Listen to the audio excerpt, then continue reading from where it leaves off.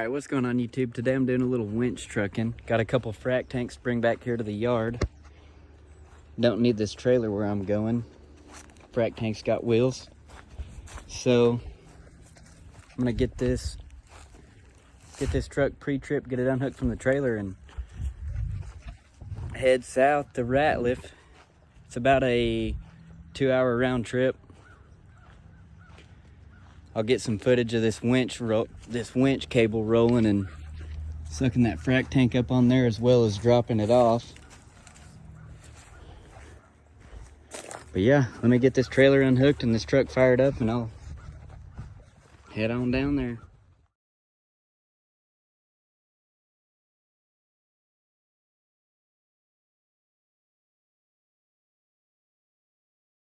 She is unhooked, and I am south bound. Come on. Put the GoPro on the top of the truck, on the top of the cab, facing backwards, and get some footage of that winch cable just winching that frac tank on up here.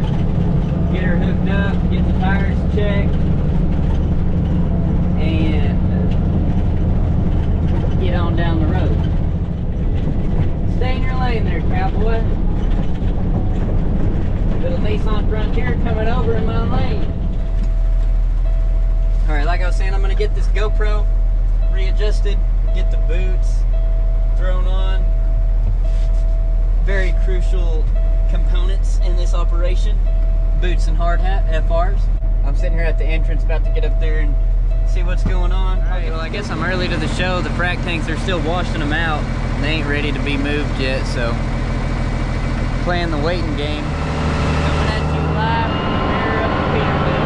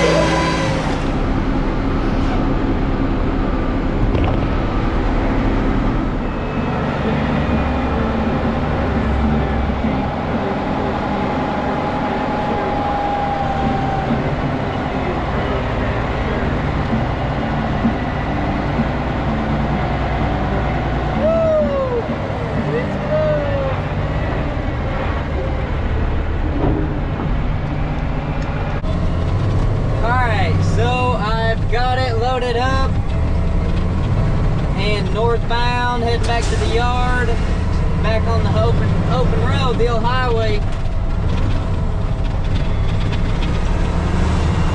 And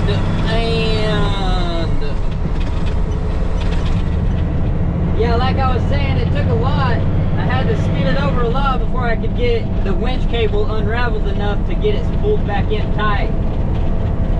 But now it's pulled tight and good. So I'll hook it to the back of the truck once I drop this one. I've only got one thing. Well, the GoPro died, but I made it back to the yard. Here's the setup. Here's what a frac tank looks like on them. I got a charger for the GoPro. I'm gonna take this back to the back and drop it. I'll record it on my phone and the process of it. It's a big old Morris Farm scrapyard back here. Tearing things apart, all the wrecks, and getting them smashed down. There's a couple Peterbilt cabs, a frame, and there is where the frac tanks are going. if I can get this thing maneuvered around back here. I'm sure I can, but it's gonna be a little task. Here's the half rounds. Here's the frac tanks. Sit it right in front of that one, and then I'll just sit the next one right in front of this one, because I ain't gonna be able to get them side by side. I got a pit over here on the right side of me. All right, so it's just like you're unhooking from a trailer. Realistically, you just got a cable. So pull, yeah, it's got the double pull. Set the trailer brakes. That'll set the frac tank brakes. Get some gloves. These things are nasty. The line's unhooked.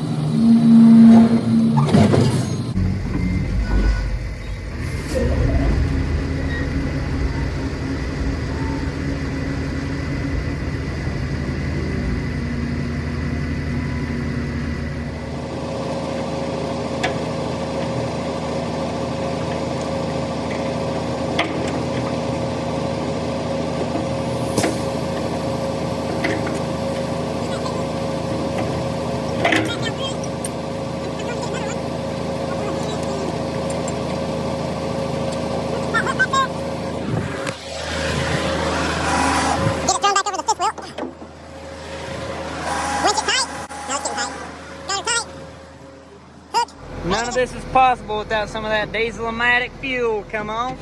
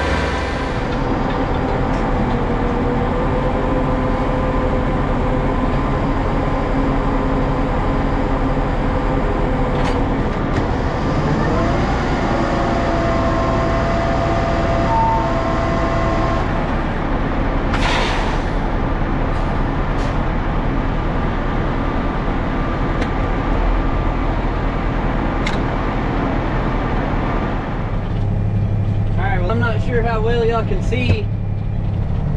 It's dark out now. The sun just went down. Y'all might be able to see the sunset through the windshield. Looking just as pretty as ever. Oklahoma sunset. But got this second frac loaded up. And man, I'm glad to get a load back on this truck. It don't have airbags. It's got I-beam suspension. So when you're bobtailing it and you don't have no weight back there, it is one rough riding sucker. If it wasn't for the dash, you'd think he's in an international. Heading north to dump it or drop it. Sorry, used to hauling rock. That's what I normally do, is haul rock. I guess I give a little backstory. I'm not well, I am. I'm a winch trucker, but I don't do it for a living. I love winch trucking. I'm all about it. If I could do it every day, I would. I do all the winch trucking that this winch truck specifically gets, and that's not very much. Yeah, so normally I run a 37-foot frameless aluminum end dump or a 13-ton dump truck, 13-ton a load dump truck. Haul rock, all sorts of aggregate. If I'm not doing that, I'm over here for this company, either hauling equipment, hauling mud. I haul mud, drilling mud and cuttings in an end dump as well. It's got hydraulic doors that close the top, keep all that mud in there. Run back trucks, 130 barrel transports or 80 barrels and spread it in fields. Like I said, anytime they need a backhoe or a trackhoe moved, I'll move it. Haul the dozer every once in a while, maybe a skid steer. Just a 21-year-old getting in where he fits in, hauling anything he can. So the winch truck